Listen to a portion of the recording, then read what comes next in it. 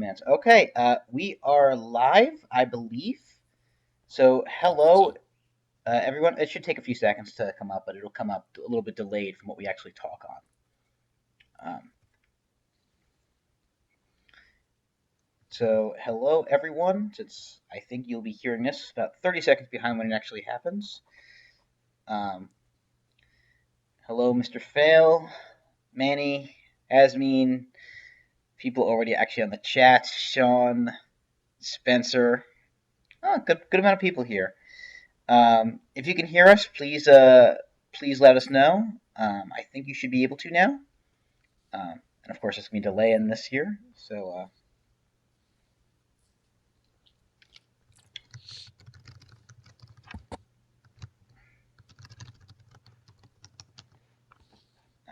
okay, it should be on. I have that it is streaming.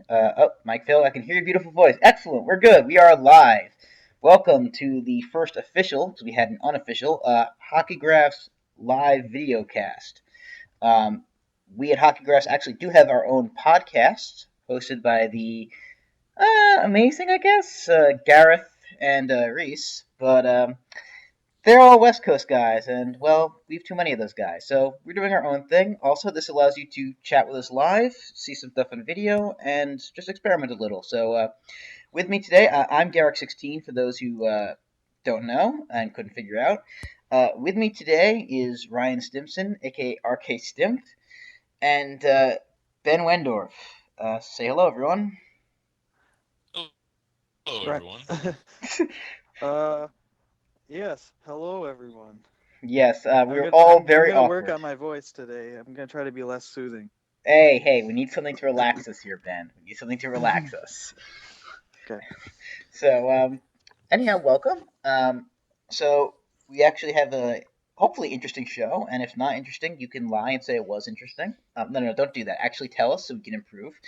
And again, we have chat here so you can interact with us. And if you have any questions, whether they be in response to what we say or just questions you have, please bring them up. We love to answer. We love to respond. That's part of the fun of this format. We're not just talking and then posting this for you guys and responding a week later when you email us. So please go right ahead. Um, so right with Ryan right here is hosting this weekend in Rochester, New York, the RIT Hockey Analytics Conference, which unfortunately I'm not going to, and I'm insanely jealous. Ben, are you going? I will not be going. I will be filling out applications for every grant known to human beings. Oof. Good luck on Ooh. Sorry. that. Good luck on that. Hopefully, Ryan says there may be a live stream, so hopefully we'll be able to watch via that. But we just wanted to start off today's cast by actually going through what's going to happen there, because sort of the theme of tonight's episode is going to be sort of a little bit more of the future of what we think is coming forward with hockey analytics. I've actually had some inquiries in that recently, and some of that is to do with tracking, which I know has been a bit more public, and some of it is some stuff which is going to be showcased at the conference this weekend. So I thought it's a pretty great place to start off. Um, so we will actually start off by just going through the schedule. If you're familiar, and most of you are probably familiar because there's 11 of you, and I imagine most of you are pretty familiar with the Hockey Analytics community, but eventually, hopefully, we'll get some new people. You'll be familiar with most of these people, but even I'm not familiar with some of these people who are on the schedule. So when we don't know, we'll ask Ryan, who hopefully knows because it's his event. I don't think we're going to discuss the meet and mingle because I don't think there's much to discuss beforehand. Hopefully, it should be a lot of fun. But the conference starts this Saturday, and starting off with actually just what we're talking about here, a panel discussion on the state of hockey analytics with Timo Seppa of Hockey Prospectus, Sam Ventura and Andrew Thomas, formerly of War on Ice, now hired, and the world's worst food taste person, Travis Yost. Ryan, I assume you'll be banning him from any food discussion on this panel. I'm actually looking forward to hear his take on Rochester and Western New York has something we call a garbage plate, and I kind of want to hear what he has to say about that. So, Oy. we need to balance out the hockey talk with normal talk. You're taking a big risk there, man. You're taking a big risk. Um, So yeah, so they'll be discussing the state of hockey analytics, which is a good way to start off a whole day of recent developments and things to come in hockey analytics. Again, they're all great guys. Timo, for those who don't know, now runs Hockey Prospectus, which is still a pretty good site. It has its quirks, but so do we, so we shouldn't be judging. And obviously, you all know War on Ice, and you know the Penguins and the Wild. Boo Penguins, okay Wild. And Yost is a very special individual, as we already alluded to. So that should be a very exciting opener. And again, all these guys are actually pretty well spoken. I've Timo and Sam both spoke at the DC conference last April, and both gave excellent speeches. Timo on tracking actually Quinnipiac. I never know how to pronounce that. Ryan, you might. Quinnipiac? Was it Quinnipiac? Yeah. Thank you. I'm terrible. And Sam, of course, presented on wins above replacement, war, everyone's favorite topic. And so I'm sure that some of that will come up, but it should be very interesting. Manny saying Timo presented Otto, which is great. Excellent. So Timo goes everywhere. Timo's a great guy. You also know Timo. Next up, so the first actual presentation will be Brad Stenger and Kevin Dawidowitz. By the way, I apologize to anyone if they're actually listening and I'm butchering your name. It's not personal. On hockey analytics and performance data. I'm not gonna lie here. I don't recognize these two by their names. It's possible I do by their handles. Ryan. No, yeah. It turns out they, but I didn't know them before the conference. Turns out Kevin runs a company. It's called Coach Me Plus. You can just do a quick Google search if you're interested. It's just CoachMePlus.com, I think, and they run do performance analytics for various NHL, NFL, different sporting, different teams, different sports. I'm not sure if it's exactly like the biometric kind of thing that's out there, but took a gander at the website. We went back and forth on some ideas, and I'm pretty excited to hear what they have to come up with. Yes, the times are Eastern Standard Time, Cerno. I'm pretty sure because Rochester is Eastern Standard. That's correct, right, Ryan? Correct. Yes. Yes. Our apologies. Hold on a second. Wait a second. Coach Me Plus. So are they going to teach us how to take care of coach killers?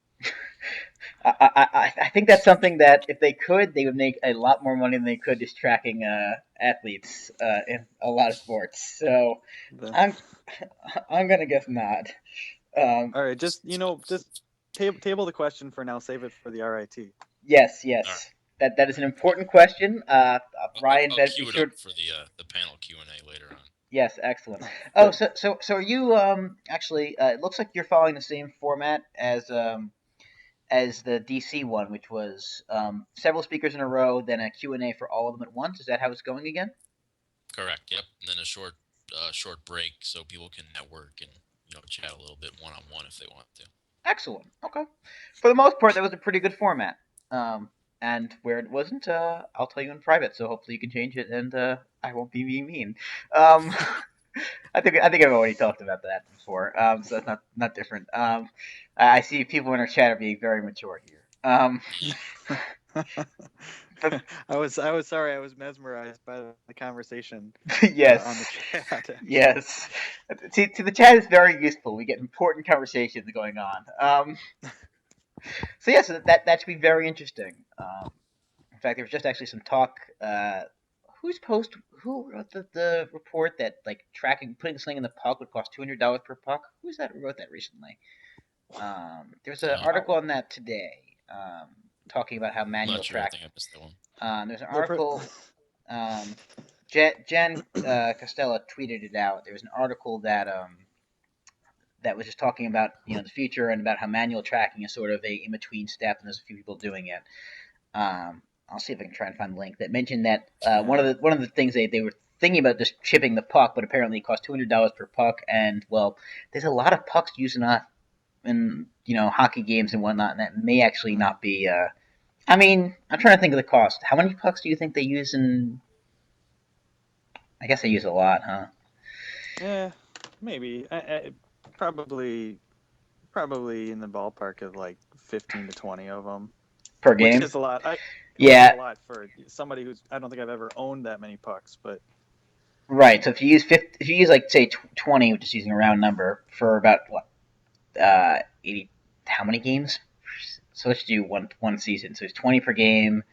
So again, I'm terrible at math here. You're learning this about me. That's 1,600 pucks like per one team 1,600 some. season. Yeah. So yeah, that actually is a significant amount of cash. So to be fair, that's not just being cheap, um, which again is something the league would probably be. But There'll be a pretty serious crackdown on rookies getting a puck after their first goal. oh my god, that'd be hysterical. No, sorry, you can't have it.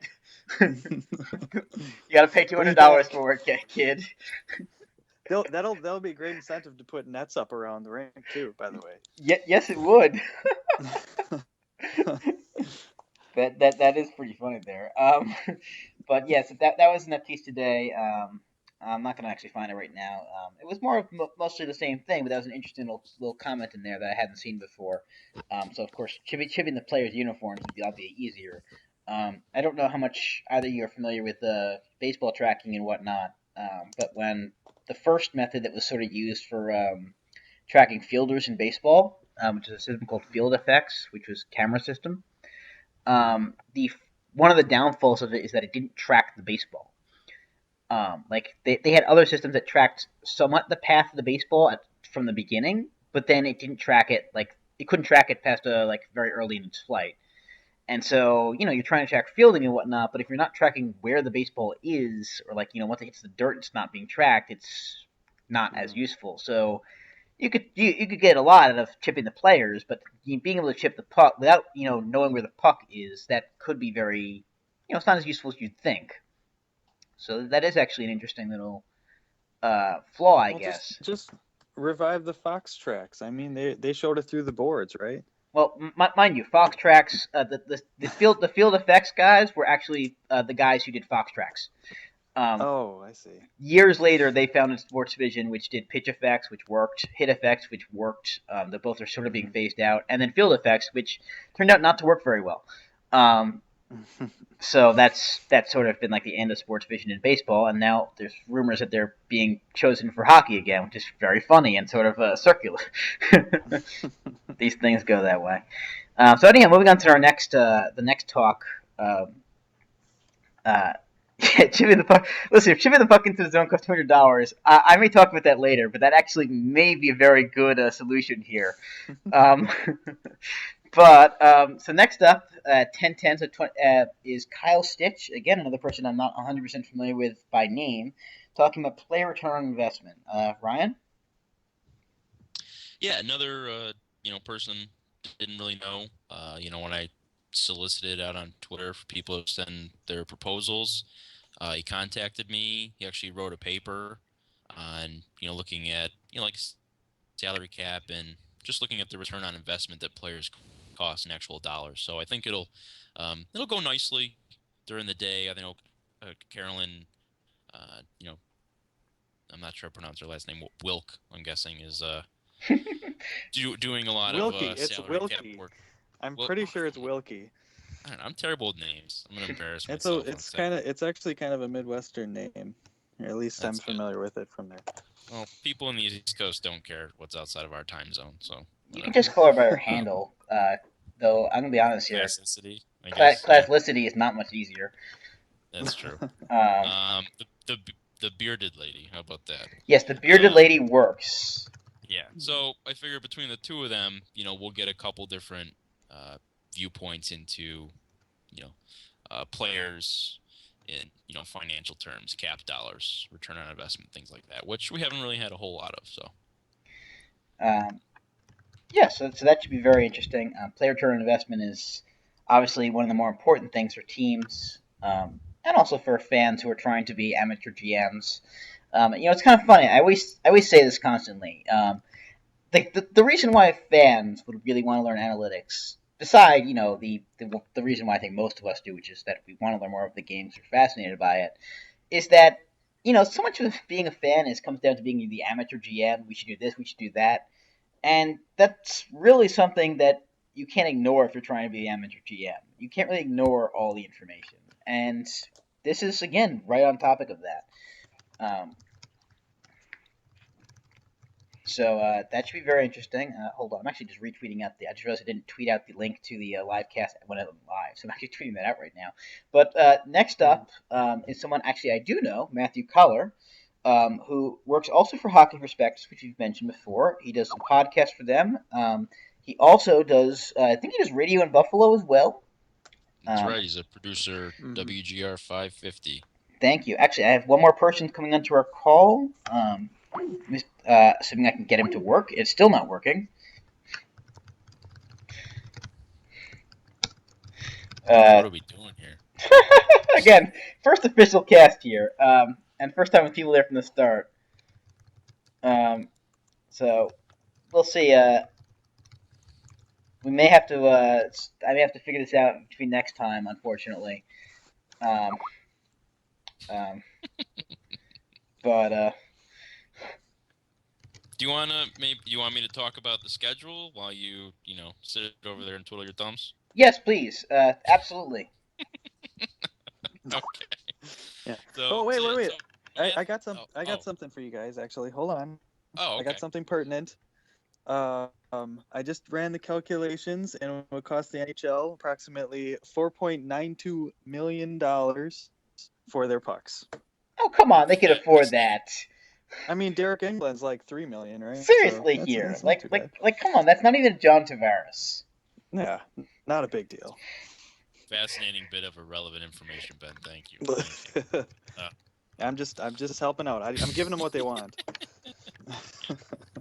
So Matthew, he's going to talk about how he's kind of been an analytical voice in Western New York sports media out here, and he's going to talk about how he's kind of integrated the two, how he's added a little bit more of that and make it more listener friendly on the radio. Keep talking. DTM, are you there? Yeah, I'm in now. Excellent. So this is Mr. DTM about Hart, as he goes on Twitter, or don't tell me about Hart, presumably. Also, apparently, do you want your name covered up by any chance, or do you mind it showing up?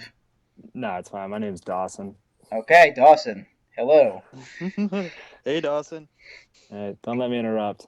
Too late for that, Dawson. Thanks. Yeah, seriously. Yeah. Keep going on Matt Collar. Yeah, all right. We'll keep going until it's interrupted again. That's the last one, I promise. No, so he's going to talk about that. A little bit of trivia. I actually did my first bit of analytics research for an article Matthew Collar wrote 3 summers ago. So, oh really? I'm a big fan of Matthew's. He helped me. He posted a few articles in Hockey Perspectives of mine when I was kind of first getting started out. So I'm glad he could come. I'm really looking forward to actually meeting him. Yeah, I'm actually a big fan also, though I'm not sure he agrees, because at one point me and him had a back and forth because I disagree with his take on the Islanders during the lockout season. And I think he thinks me kind of like a biased jerk, but I think he's actually a pretty good guy who I recommend whenever I've had a guy who's a baseball, sort of like everything beat writer in the New York, but sort of everywhere. I don't know how to describe him. A guy named Howard Megdal, and he was asking me, who would he talk to talk about hockey, beat writers or just local guys who also somewhat deal with the stats. And so I mentioned Matthew immediately because he came to mind pretty quickly. And he's a really good person for this talk of mainstreaming analytics in the media because he bridges both worlds and he does it pretty well. So I'd be very interested in that talk, and I'm very interested to hear him speak. And again, another thing I'm sad I'm missing. Anyhow, so after that will be a Q&A, like we said, with I assume the panel discussion won't be part of the Q&A, or will it? Or that's going to be a lot of people. I'm sorry, what? The panel discussion with Timo, Sam, Andrew, and Travis. Will that also be part of the session 1 Q&A, or just the... No. Yeah, we do that first, and then they take a hike, and then we move it in the speakers, and the session 1 Q&As just with those three Got it. speakers. Got it. Brad, Okay. Kyle. Yeah. That's what I thought. Okay, so then after that we have break, and then we get to the middle, and I'm gonna admit here, though that first session sounds really great. It's the next two which really I'm like extraordinarily like. Again, I hate to use the word jealous, but these next two are the ones which I'm going to be like glued to my computer, assuming the stream works. So first up at 11:25 a.m. EST is Alexandra Mandraki. Again, I'm probably butchering the name. And again, this is someone who I don't know by real name. So Ryan, take it away. Yeah, Alexandra, she goes by Alex Googs on Twitter. She's another Well, one of the I'm an idiot, of programmer course. extraordinaire. Again, we're focusing on salary cap. She did a hand in doing a lot of the cap work at Warren Ice. So, I'm really looking forward to see what she talks about. I think she's going to focus on the limits, the constraints that the salary cap will put on teams and what kind of moves they can and can't make. And I think she's going to use the Kings as a case study in that.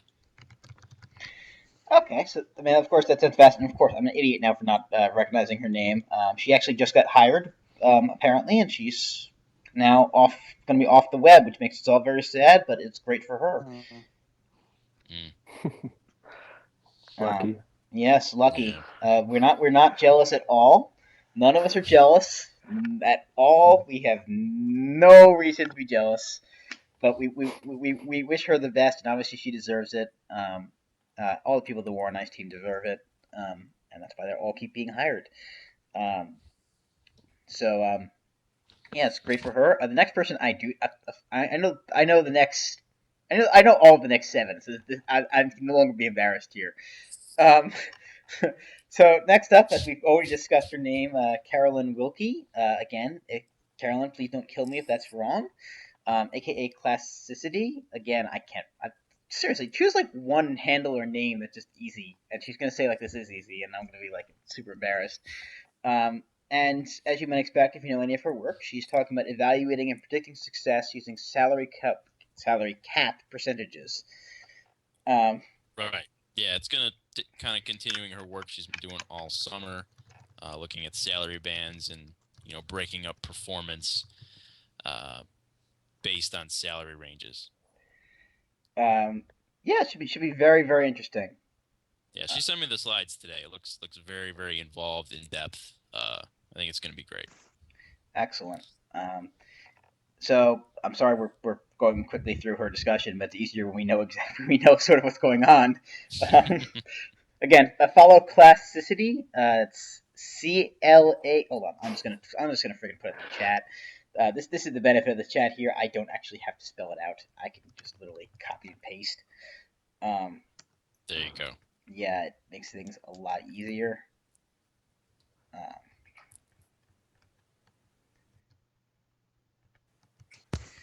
Okay, so let's put in. Next up will be David Johnson, Mr. Hockey Analysis himself, on how changing teams and coaches impacts performance metrics.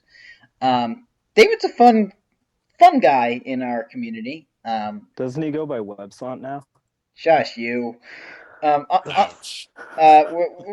Let's lower the trolling until we've got this, all down here, guys. Johnson, as much as there's a lot of. Did one of you just run like a 5K before joining this call? One of you use like mouth breathing into the head microphone. Jeez. Not me. It's not me. Might be me. Yeah. There you go. I could run a 5K. Yeah. No problem. Yeah, sure you could. I actually could. I just need to get back in shape. But anyhow, David again, the good man behind the Hockey Analysis and the what's his other site now? Puckalytics. Puckalytics, thank you. Which is far better than I thought it was originally, so it's really worth checking out. Again, everyone who's watching this probably knows it. He gets some shit sometimes for some things that he disagrees and a lot of us disagree with, but he also does some pretty good work, and his site is very invaluable. Hello, Mr. Abraham. Yes, this is the Nerd Channel. Absolutely. And so it should be very interesting to hear him speak, and just no one talk about save percentage on ice save percentage shooting percentage regression at the Q&A, please. Oh, stop. Oh, it's fine. It's fine. None of the people on the panel with him, maybe Carolyn is likely to punch him, but it should be fine.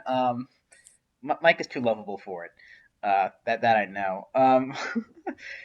So anyhow, speaking of Micah, next up is Micah Blake McCurdy, aka Ineffective Math. We shift start and end locations. He is amazing. He was at DC, and I think he was also at the Ottawa. I assume he's at the Ottawa conference as well, given that so close to him. And he is just—he's a cat. Listen, he's both insanely smart, brings insanely good research. He's also hilarious. I talk and I'm trying not to sound like an idiot, which I'm failing at usually. Whereas Micah, you just can't help but laugh at, and in a good way. So seriously, if by some chance you sleep through most of this morning, which you shouldn't, you'll want to hear Micah. He's hilarious, and the stuff he's teased out about his shift start work is great. Yeah, he's Micah is just, he's, as you said, he's just such a good guy, real funny, real smart. I'm not even going to try to explain what he's talking about because it's a little bit over my head. I learn a lot from that guy, so everyone should definitely. Okay, we're back, I think. Yeah, I don't know why this is happening. For some reason, my video card driver, this is an old laptop, has been having issues with streaming. But it should be back. And yes, sproing. I think I just freaking demonstrated the sproing sound there. So that was amazing. Did you guys hear that? I assume. Hopefully not. But anyhow, yeah. So hopefully it won't happen again. Oh god, that was way too early in the stream to happen. Last time it happened with 10 minutes left in the stream. So if I lose you all, that's why my computer's probably. It's just Don Cherry jamming our signal. Oh, seriously. Which one of you jerks in the chat is Don Cherry? I noticed we just bleeded 2 viewers, so clearly we're chasing them all away.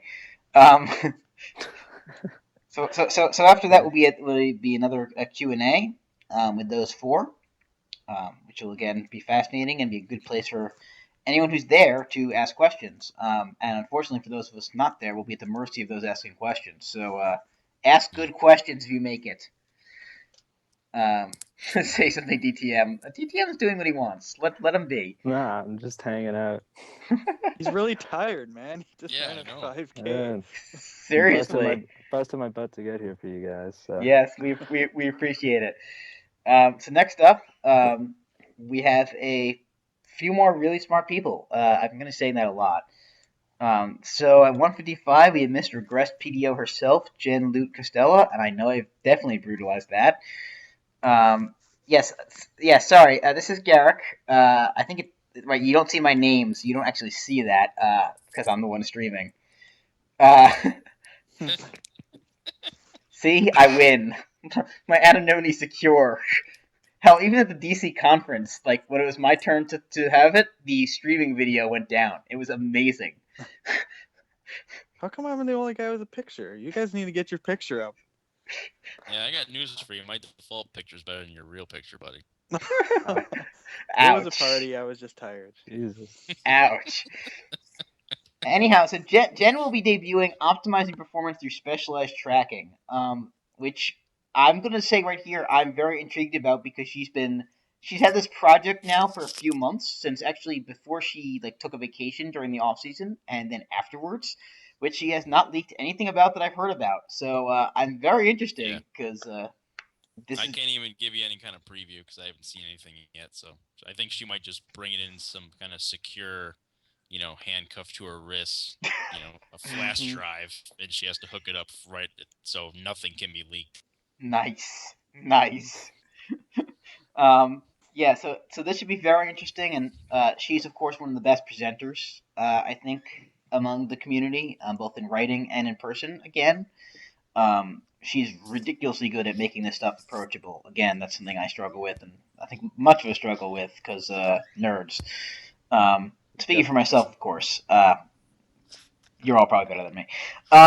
Anyhow, after that is HockeyGraphs' own Nick Mercadente. Again, someone whose name I'm probably butchering, or N Mercad as he goes on Twitter. Nick is at the Yankee game right now, so he is not with us tonight. Mm. Yeah, sucker. Yeah, really missing out. Yeah, what a jerk. Hopefully he has a terrible time and the Yankees lose, so he's free for next time. Also, so the Yankees lose. I think I got more. I think I got plenty of Leafs fans in this chat right now, so that should be friendly. Um, but he will be talking as usual about establishing new baselines for goalie analysis. They spelled his name wrong. It's Mercadante. Mercadante, is it really? Yeah, it is. Oh, whoops. Well, It's Ryan. more dashing with the A. Yeah, Mercadante. that's Well- probably my bad. Oh well. What's in the name? I was to say that's not my fault. No, I'm just. I was thinking to myself, it doesn't sound right. I remember his name being more dashing than Mercadante. More So, dashing. So yeah, we're seekers of truth. yes. Yeah. Nick, for those who haven't known, has been working on at least one or two goalie metrics, dealing with essentially accounting for shot quality. And he also may be debuting, though I think he's still unsure about whether he will, but a projection metric for these for that same goalie save percentage metric.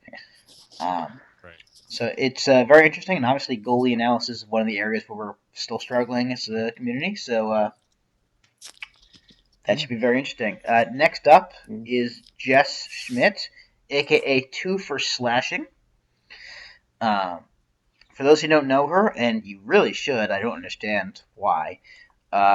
She's a Flyers fan who Eric Tulsky a little while ago, back when he started tracking exits and not just exits but also targeting, basically started doing the tracking for him. And she does some really good stuff.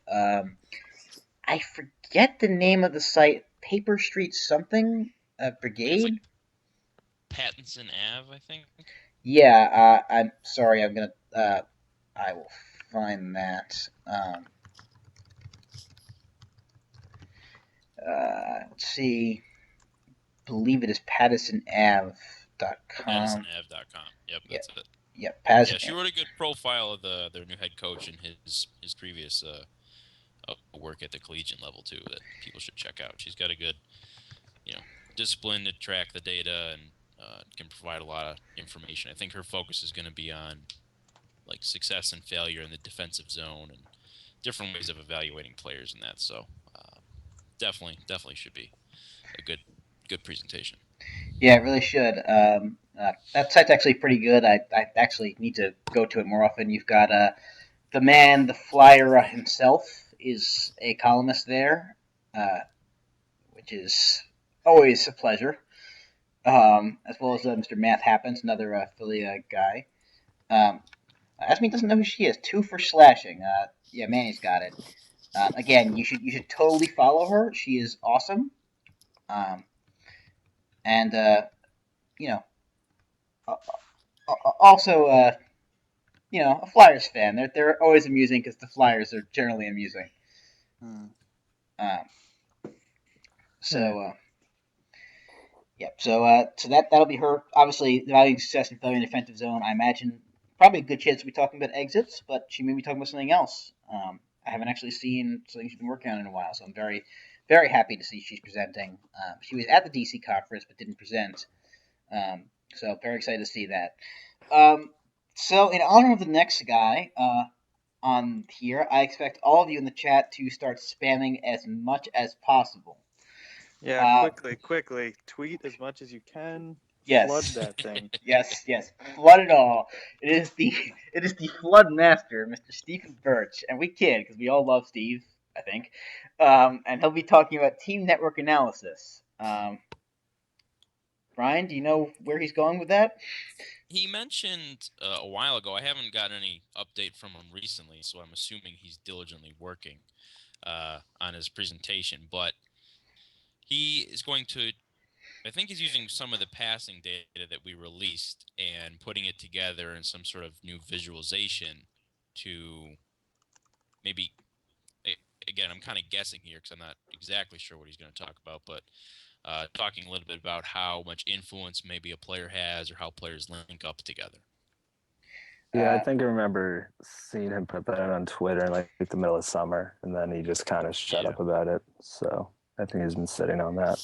I'm going to be honest here. It is very difficult sometimes to catch what he's working on in between everything else he tweets out. I do not follow him because I follow so few people that his flood is insanely effective to the point where I get nothing else. So, alas, I rely Good on for his brand. all you guys to retweet the good Birch stuff into my feed. He's one of the few people I do that for, but some of you seem to fail at doing that at times. Just what jerks. So yeah, that session should be amazing with just like the last session, but this one again, whoops, wrong way. With Jen, Nick, Jessica, and Birch. So that should be very very excellent. So then of course there'll be a Q&A with way too many smart people. So I don't know, 10 minutes may not be enough, but I guess that's what the break is for. Oh, excellent. So Manny's saying they may host it or a version of it on More Nice using your data, Ryan. So that's really cool. Again, all this stuff being hosted on War Nice is amazing. And we've talked about War Nice people being hired, but it's amazing it's continuing, and it's continuing to add stuff still, which is just the best. I still miss Extra Skater's interface. We were saying this in the HockeyGraphs chat earlier today. The Extra Skater interface is still the best thing I've ever seen, and I love War Ice, I really do, but the interface sometimes just makes me want to give up. It's just very sad. So, well, yeah, and the best part about Daryl Metcalf is that he remembered my old stuff. That was awesome. yeah, I felt like having my own personal fan.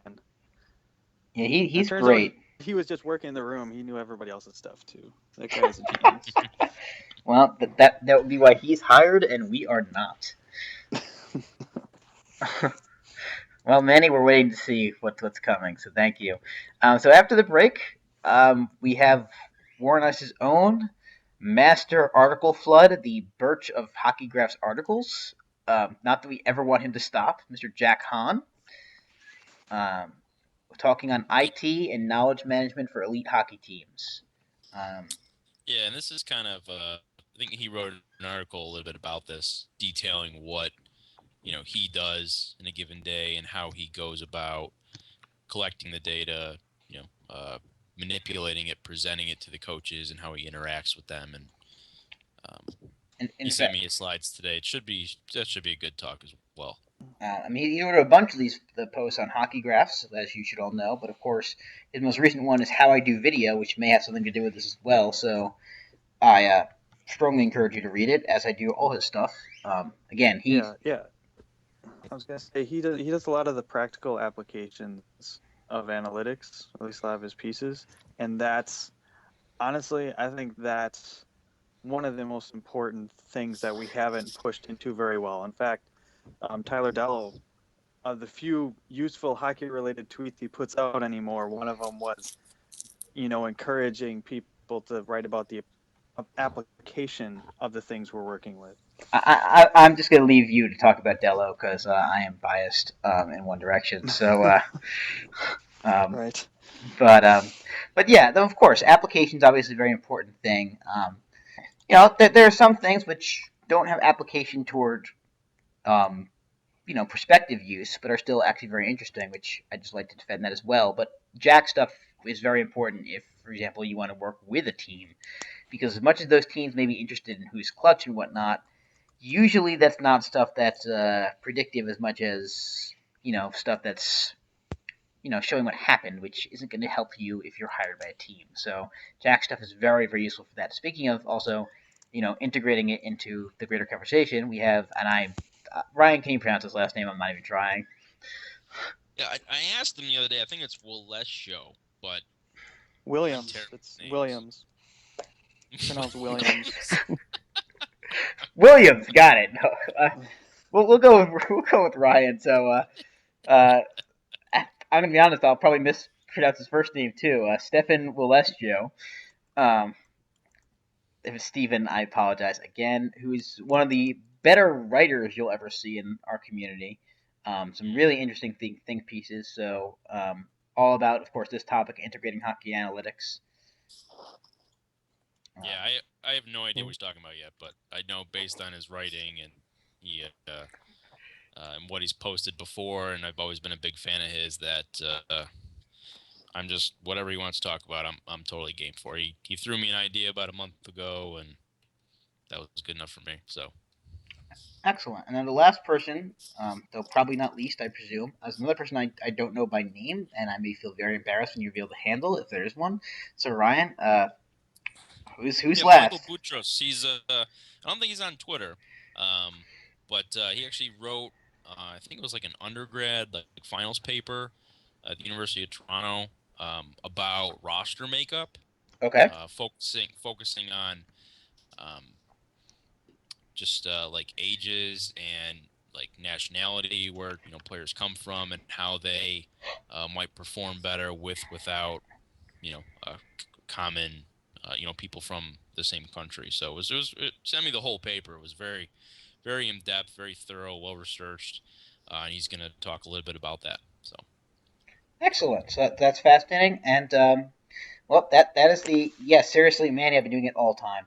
The whole time it's been just killing me here. And so that is the RIT, or the Rochester Institute of Technology Hockey Analytics Conference, going on this Saturday. So seriously, if you can make it, I believe you can still register. Is that correct?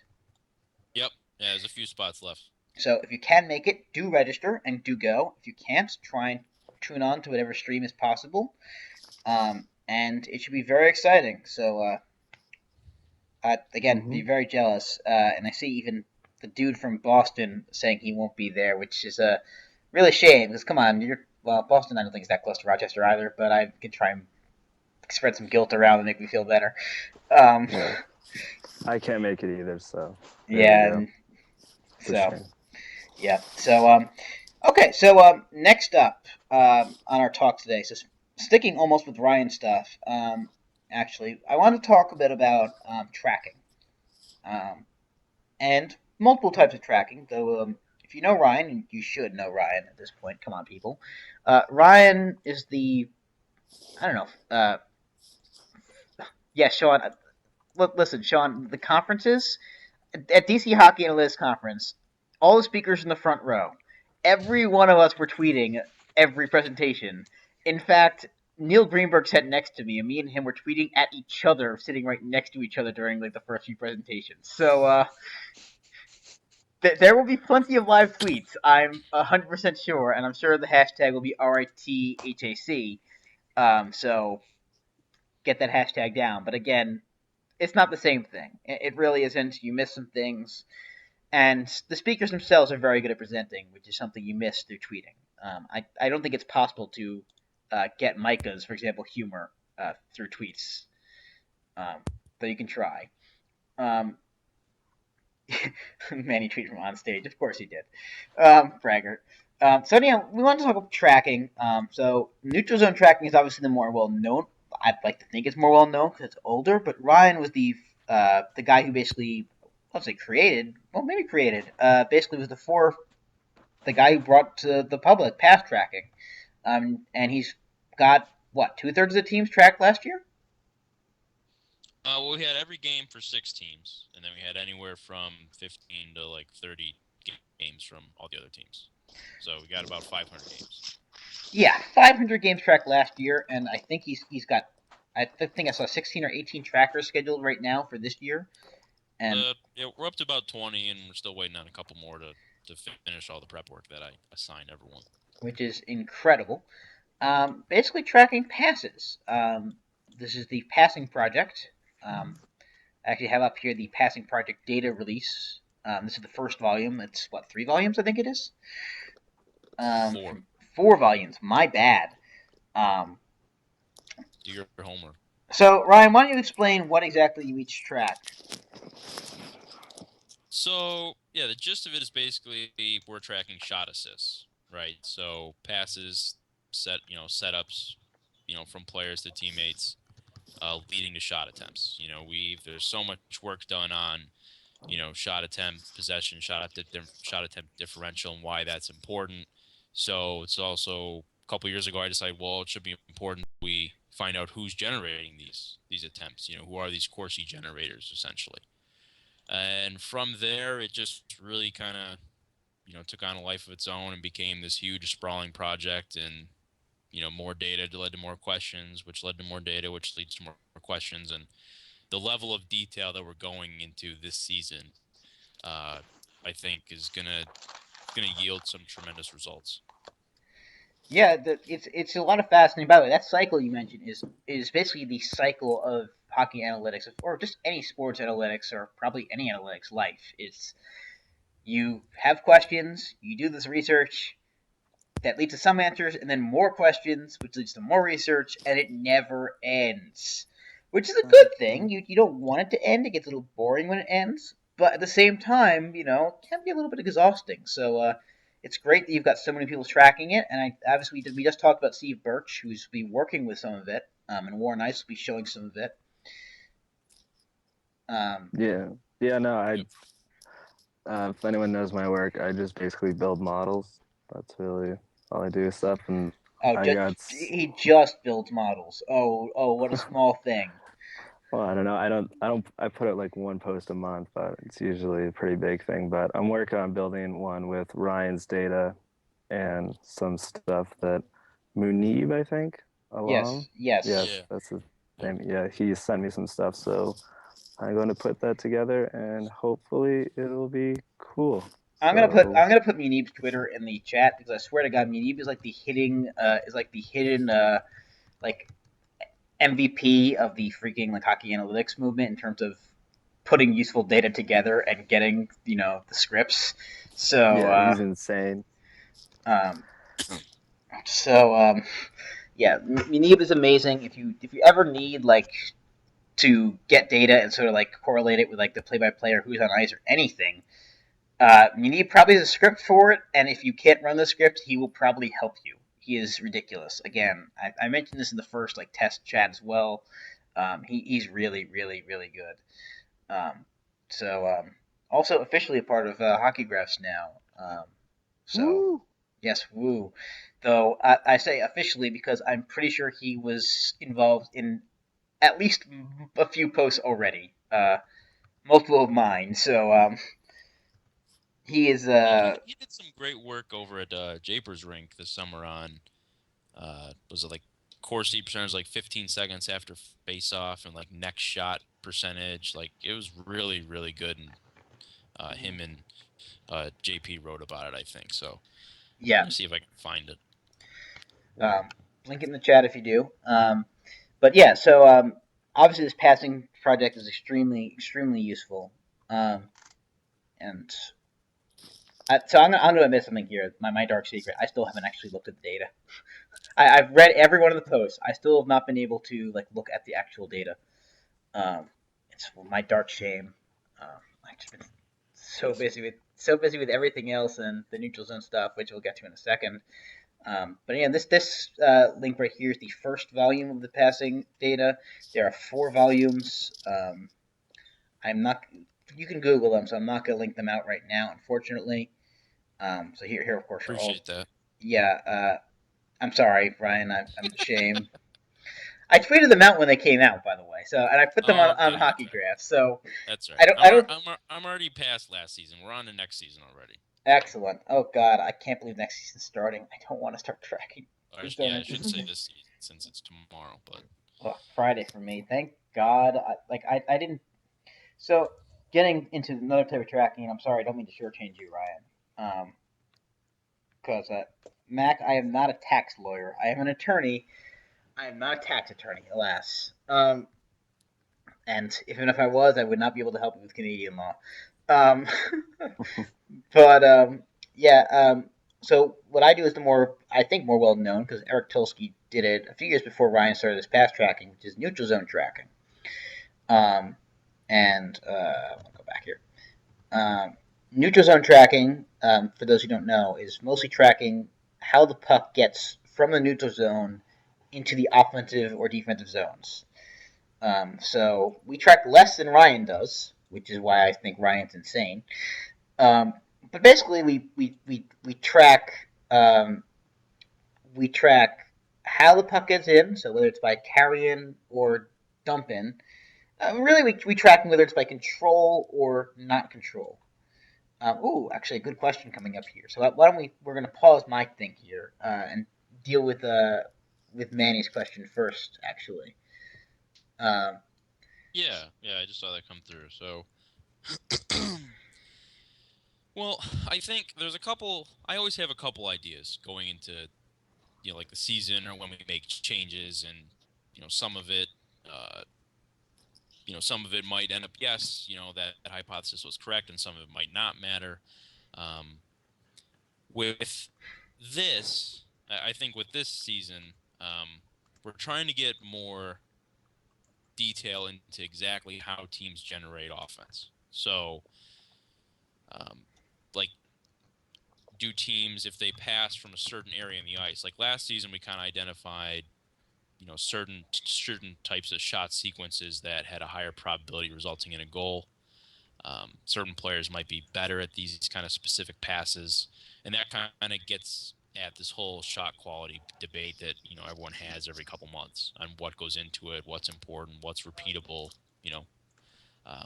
So this season we're really kind of breaking down direction of passes. We're extending the entire sequence out to 3 passers prior to the shooter, and I'm hoping what that tells us is, it might be, it might move into the statistical realm of value in terms of predictability and repeatability, but it also might give us a lot of descriptive power to analyze precisely how teams go about attacking other teams, right? So if a team is significantly more successful passing, coming up the right side of the ice and then passing across, what does that tell us about the defenseman? What does it tell us about how the defending team's system has set up? And on the flip side of that is, okay, offensively, what can this data tell us, and what can possibly we do to be successful with this data going forward from an on ice tactical mindset? Because to me, what's more interesting is, okay, how can we use this data to move the conversation forward and move it towards the ice? Okay, in terms of applying it to gain an advantage over an opponent, or pinpointing a weakness and then taking advantage of that. Does that make sense? Yeah, it makes a lot of sense. Obviously, I think you underestimate yourself on explaining that. I think Manny was also directing that question secondarily toward me, and so my answer is less exciting because I'm gonna be honest here. Unlike Ryan, who actually changes stuff he tracks in response. Nice, Ben. Unlike Ryan, who actually changes, what he tracks in response to things.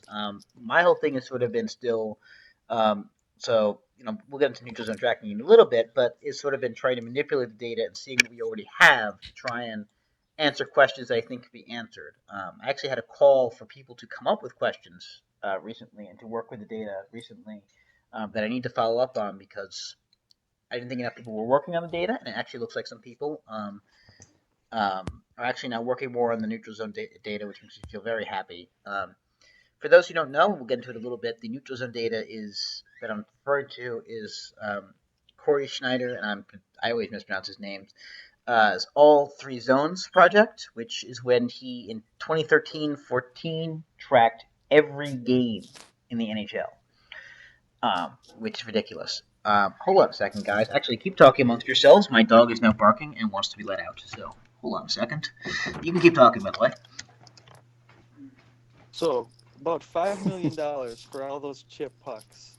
I've generated a list of players that would cost less than $5 million. It includes Brian Little, Tyler Ennis, Ryan McDonough, Anton Strawman, Andrew Ladd, Jakub Voracek, Patrick Hornqvist, Mark-Edward Vlasic, Nazem Kadri, Steve Mason, that's Nick Mercadante's favorite goaltender, Jake Gardner, Brandon Saad, Nick Leddy, who's I think Derek's favorite defenseman, Mark Giordano, who's everybody's favorite defenseman, and Roman Josi.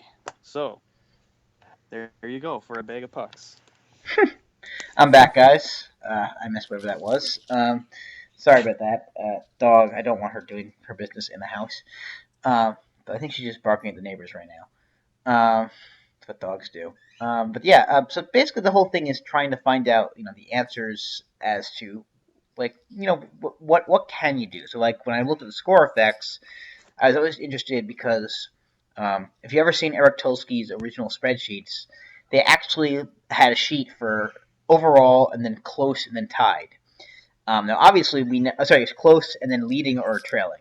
Obviously, we now know close isn't that useful, but leading or trailing is very interesting. So I manipulated his sheets so I could get up one, up two, down two data, which and tie data, obviously, and was able to find some pretty interesting things about that and how score effects play out in the neutral zone. That post is on HockeyGraphs now if you haven't seen it, and I encourage you all to go to it. And Great so, post. thanks. You can stop trying to be nice to me. But the interesting stuff. Some of it.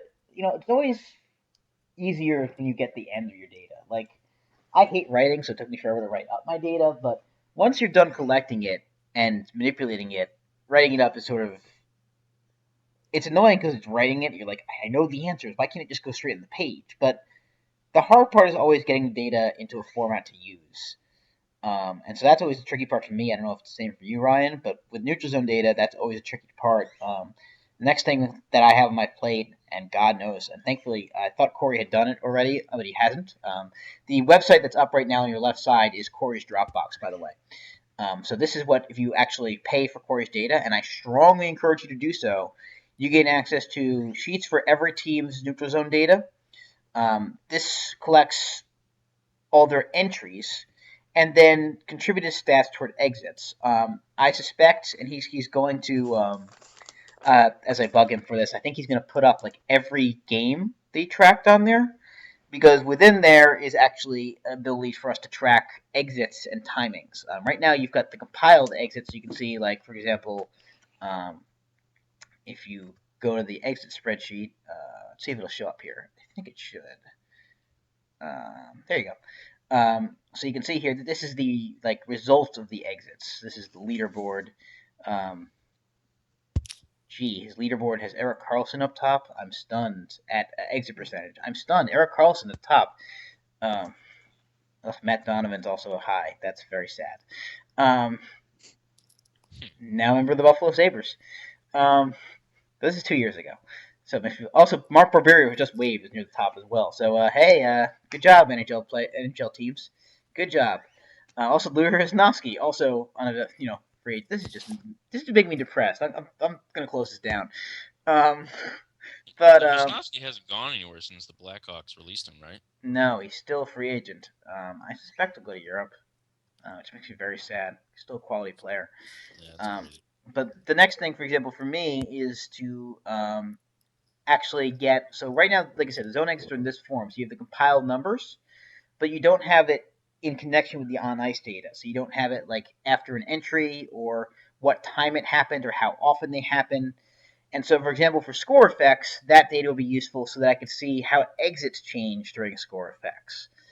So, for example, one of the results of my zone entry score effects post, and this is again going into how answers raise more and more questions, was that teams actually reduce their amount of entries overall when they're up, though the percentage that are carry-ins, the more dangerous type, actually increase. And one suggestion for why that may be is that you're exiting via less controlled methods. You're not trying to carry the puck out of your zone, you're dumping it out, which means your opponent may get the puck and bring it right back in again or dump it right back in again, which reduces your entries, which may be what's happening, which maybe that's the result, and that's why we're seeing that. That's actually what my theory is at the moment. It's one of the three theories I presented, and so getting through this exit stuff would enable me to possibly answer that. Of course, the problem would be that right now the exit stuff is compiled in 82 times 15 games, I guess it is. So what is that, like? How many games is that? 1230. Oh, good God. 12:30. Yeah, 1230 games. I have to go, compile all those into those things, and that's a bit of a mess and a bit of an absolute nightmare. Yeah, Manny, that is the other theory which I mentioned, that there's a lot of dump and change. I'm still not convinced in that one because when I do my tracking, and I know Corey's a stricter tracker than I am, so I suspect he reduces more changes than I do. But when I do, I find you don't see as many straight dump and changes as you think. You see a few per game, but mostly you see the variety where you dump and then two, or maybe it's dump and partial changes where you're still trying to get the puck, and so it's not quite the full dump and change, and still is sort of an entry, and those would still show up in the data, and I don't see that. Maybe when you're leading, you stop doing those and you start doing the full changes. I don't know. That's another thing that maybe this year we should actually start tracking. We should actually start tracking dumping and changing. I may actually start doing that. I actually know enough. It's funny. I'm I'm probably the worst programmer of anyone at the HockeyGraphs group, um, and so I still struggle through Eric's Excel spreadsheet, which is programmed ridiculously well.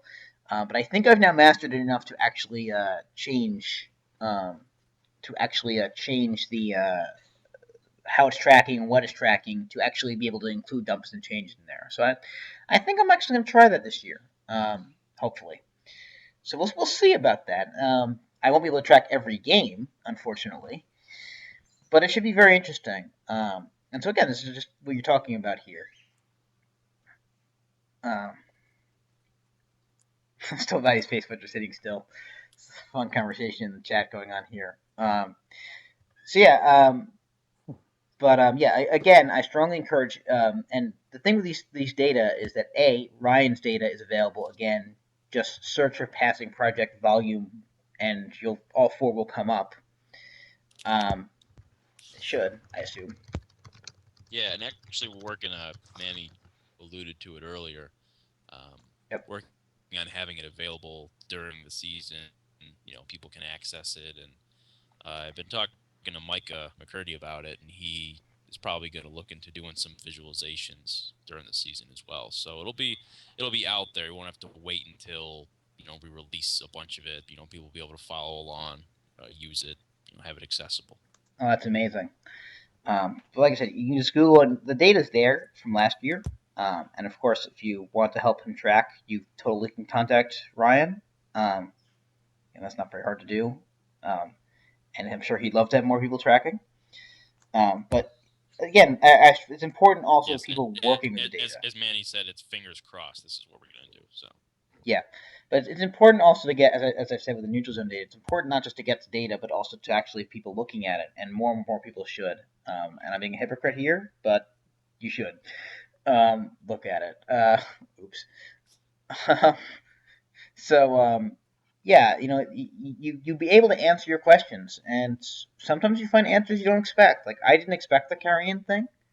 Like I said, the common theory is that teams dump more when they're up, but that's not what happens. Now again, that maybe that we're excluding dump and changes, but it's very interesting that it's the opposite. So it's stuff that's very interesting.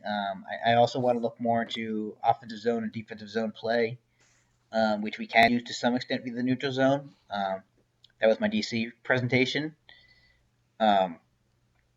So it's a lot of stuff that's very interesting, and this is sort of where we're going, I think, in the hockey analytics world right now, in addition to the stuff that we talked about the conference, is tracking the stuff brings us new questions, which brings us new answers, which brings us new questions, and you keep going. Like, I every now and then you hear people complain that, oh, it's stalled and such were hired.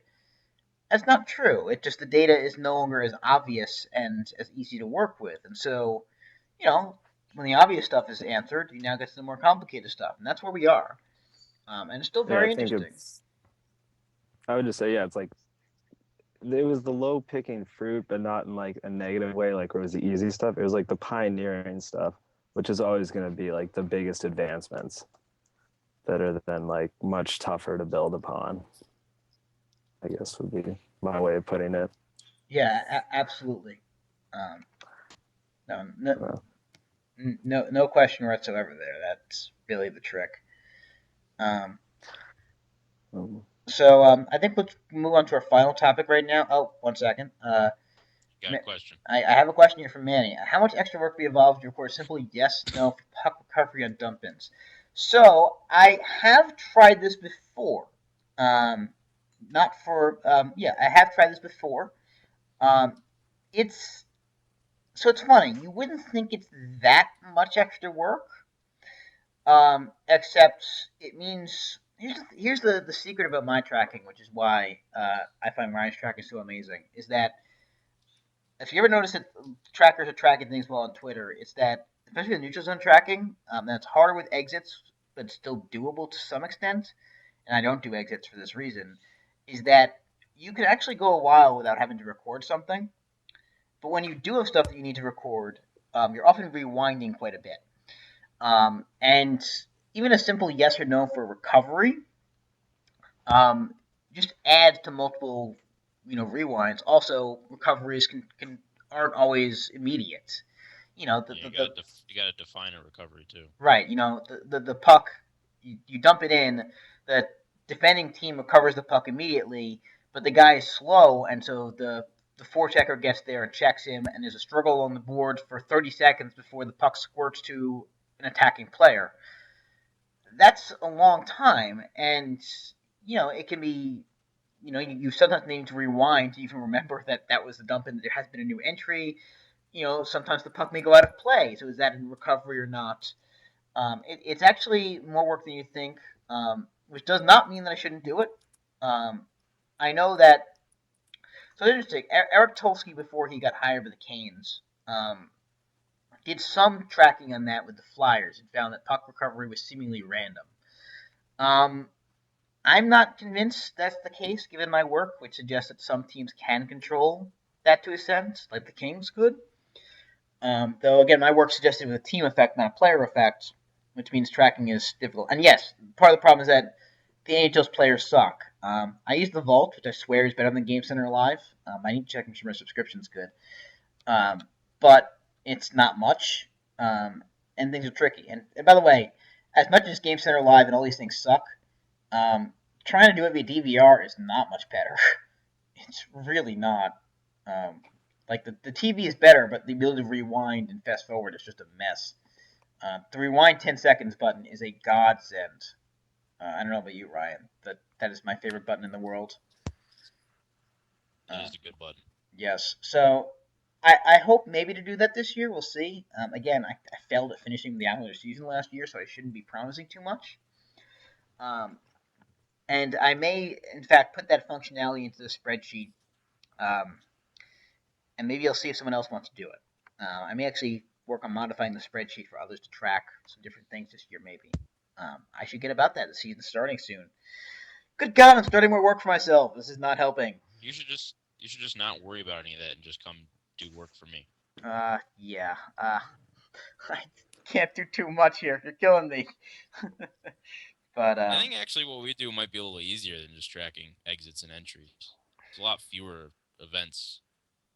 What we do. I mean, there's more detail into what we do, but you're probably. I mean, how many exits and entries combined are you doing in a game? A couple hundred, right? Entries per game, there's anywhere from usually about 120, 150, depending on the game. Because we don't track special. Do you track special teams? I think you do, right? We will be this year. Yeah, we still don't track special teams on entries. Another thing that we might want to do, Corey actually did, which is another thing that in theory I might look into. And someone who wants to look at the entries can do that. It's in the raw data. So this is actually something I did want to look at really quickly here. So let me just bring this up. So the stuff that people like, if you quickly look in the Dropbox at Corey's entries, you may see this. And Corey actually has it showing off 5x5 and other entries on the spreadsheets. But the first sheet, which is called entry list, is the raw data. And that's really the gold mine. So you can find different strengths, a whole bunch of stuff. There's some things you need to watch out for in there. Like Corey didn't track 6-on-5 situations too well. I don't know why it's going very slowly and not helping me here, because these sheets are very big, so this Dropbox drive isn't very good at them. But once you manage to get there and fix the data, which is obviously something that can be done, though it's tedious. That's curing your data. It's manipulating it. It's very useful. And again, when we say manipulating, as I know everyone here knows, we mean manipulating as in getting the data into a usable form. We don't mean actually changing it to fit our answers. Again, everyone I think reviewing this knows this, but the key going into a question is, while you may have a hypothesis as to what the answer will be, you're never trying to get that answer. You're trying to find the answer to your question. And that's what leads to interesting results. And that's the difference between analytics and what, say, some hot takes do, in that you're not looking for a result, you're looking for the result. Okay, this is not working, so scratch that idea. But the idea is that the raw data is there. So even though you may not see in the compiled answers, that doesn't mean it's not there. It doesn't mean you should stop trying, and it's totally worth doing. So we're about an hour and 21 minutes in. We'd planned possibly to talk about free agency. I think we're going to probably skip that now. I don't know about you guys, but it's been a while. It's not a bad idea. So $5 million for pucks, though. I mean, it's reasonable. Totally reasonable. But you gotta give the puck back, kid. Seriously. Yeah, that's still. Can you imagine that? Like, somebody who's like worked their ass off to get all the way up to the NHL has got to give the puck back. Like some ECF, some a minor leaguer who gets that game 82 and scores the goal on a losing season, and then gets told, "Give the puck back, and you need the chip, kid." Then later on, we find out that the United States has been recording all sorts of data on Canada because all the pucks end up there. Listen, gotta give more data for the NSA. Sounds like something they'd do. Yes, and now we're all on a watch list.